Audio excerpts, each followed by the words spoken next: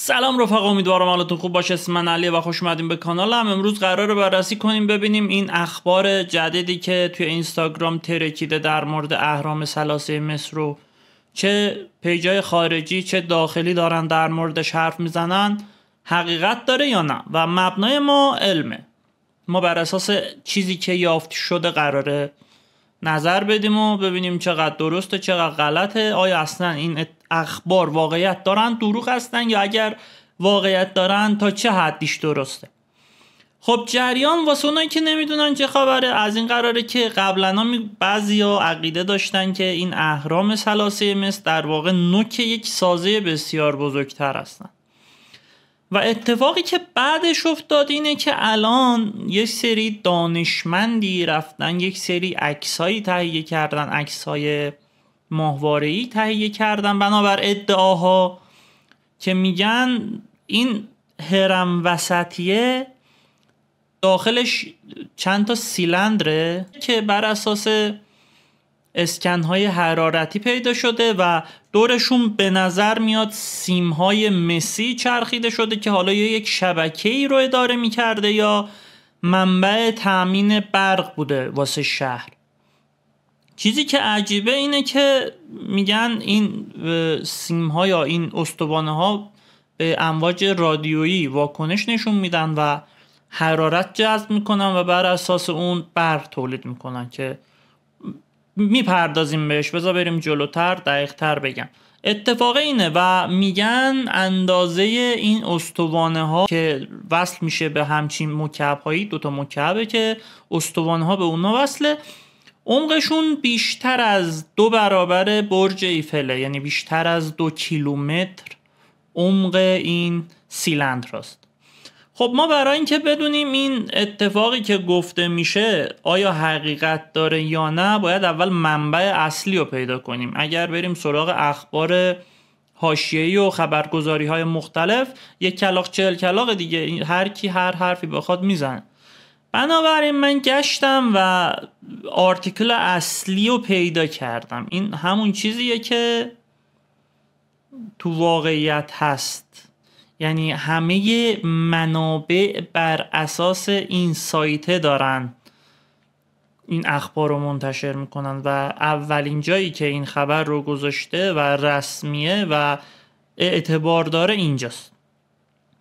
و اینجا هم اکادمیک ادیتورهاشو میبینین که اینا افرادی هستن که تحصیل کردن، ادیتورهای این خبر هستن، بعضیاشون حتی استاد دانشگاه هستن. دونه دونه میتونین اینا رو چک کنین که هر شخص کیه، چه مقاله‌ای داره و در کل آدمای معتبری هستن. اما اینجا خودشون میگن که ما بر اساس SAR، یه نوع راداره که بر اساس حرارت و اینا سنجش میکنه و یه سری اطلاعات بهمون میده.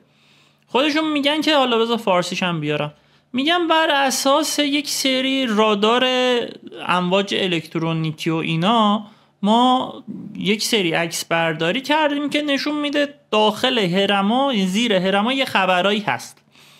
اما هیچ کجای این مقاله در مورد استوانه هایی که توی عکسای سه‌بعدی و توی اخبار میبینیم نیست. یعنی من نمیدونم بعضی از افراد از کجا اینو رسوندن به اون. تازه خود اینم مشکل داره که میپردازیم بهش، ولی خب منبع ما اینه و بر اساس خود منبع که بریم پایین، بذار اصلیه رو بیارم، بریم پایین ببینین کلی توضیح داده. من نشستم خوندم همه رو ریز به ریز، امواج لرزه‌ای رو آورده، اسکن ها رو آورده، کلی محاسبات ریاضی داریم. ببینین همه اسکن های حرارتی و لرزشی و کوفت و زهر ما رو داریم. تا آخرم بریم جلو ببین حتی طرحهای سه‌بعدیش هم در مورد چیز دیگری حرف میزنه که حالا اگه بخوام بهش بپردازم ویدیومون خیلی طولانی میشه. ببین هیچ جا هیچ خبری از استوانه هایی که میگه نیست. پس این استوانه ها کلن کنسل. مطلب دوم، همه این اخباری که گفته میشن و حتی افرادی که این آرتیکل رو نوشتن یه چیزی برگزار کردن، یه همایشی برگزار کردن، یه همایش 4 ساعته که اینه که سولدات هم شده بود، فروخته شده بود همش، توی ایتالیاست. همه این اتفاقات هم مربوط میشه به دانشمندای ایتالیایی و فکر کنم 1-2 مورد انگلیسی، بقیه همه ایتالیایی هن. این همایش هم توی ایتالیا برگزار شده بود که من این همایش هم پیدا کردم، زبانش ایتالیایی، اگه بخواین برین نگاه کنین حدود نمیدونم فکر کنم 4 ساعت و اینا بود، 3 ساعت و 53 دقیقه است که من یه کمی شدیدم، این اوایل شدیدم. ولی نکته‌ای که این خانومه هست دیگه، این همه کارشون این خانم است. نکته‌ای که عجیبه اینه که اون دانشمندان عزیزی که رفتن این تحقیقات رو انجام دادن خودشون به آدم فضایی‌ها و اینا اعتقاد دارن، یعنی همه مطالبشون بر اساس فکت‌های علمی نیست، گمان زنی توش زیاده. سر همین نمیشه بهشون در اون حد اعتبار داد. و اینکه این آزمایش هایی که انجام دادن باید توسط اکسپرت ها و یا هم متخصصین دیگری هم مورد آزمایش قرار بگیره، چون فکت علمی فکتیه که آزمایش پذیر باشه، یعنی باید افراد دیگه‌ای هم امکان اینو داشته باشن که اینو آزمایش کنن، به نتیجه برسن، بعد ببینیم حالا اگر اونام تایید کردن این اوکی. اما اگر اوکی باشه هم این سیلندرو رو من نمیدونم از کجا آوردیم.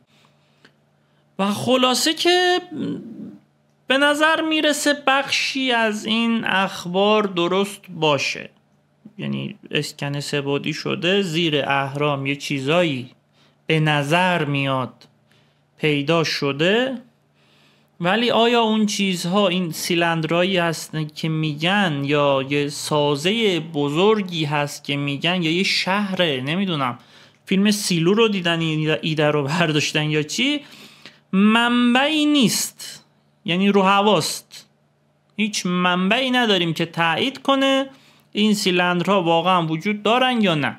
در حد ادعاست، انگار من میگم اینجا یه میمون پرنده دارن، ادعاست، هیچ مبنای علمی نداره.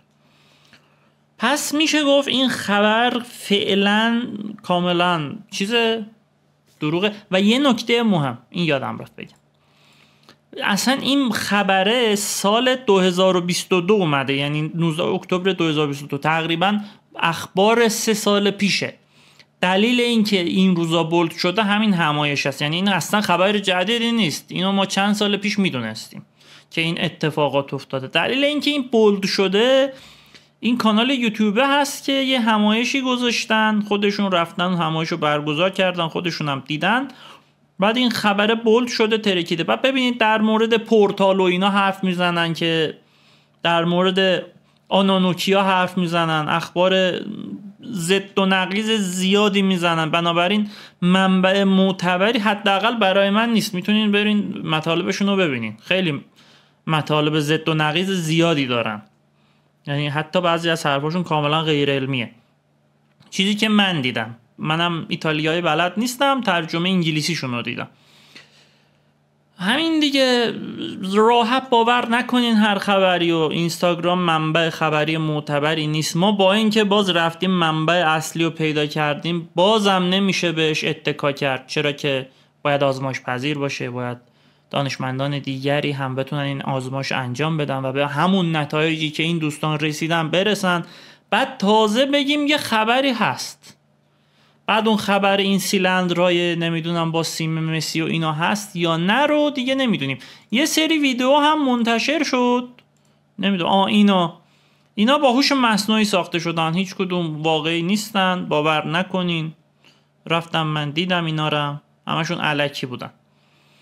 پس فعلا منبع معتبری نداریم. من حالا اگه خواستین این منابرم در اختیارتون میذارم، خیلی طولانیه، نمیتونم حوصلتون بکشه یا نه، بشینین بخونین، میتونین ترجمهش هم انجام بدین، حالا گوگل خودش انجام میده واسهتون. بشینین بخونین، میبینین که اصلا خبری از این چیزایی که میگن نیست. تازه باشه هم معتبر نیست، فعلا معتبر نیست، نمیگیم حتما معتبر نیست، فعلا معتبر نیست.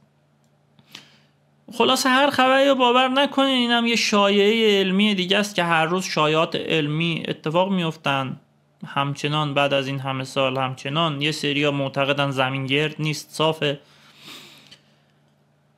الان زمین تخگرایان میریزن توی سب پیجمون و فوشمون میدن. خلاصه که آره دیگه، گفتم یه تحقیقی کرده باشم و یه پیشفرضی هم به شما داده باشم.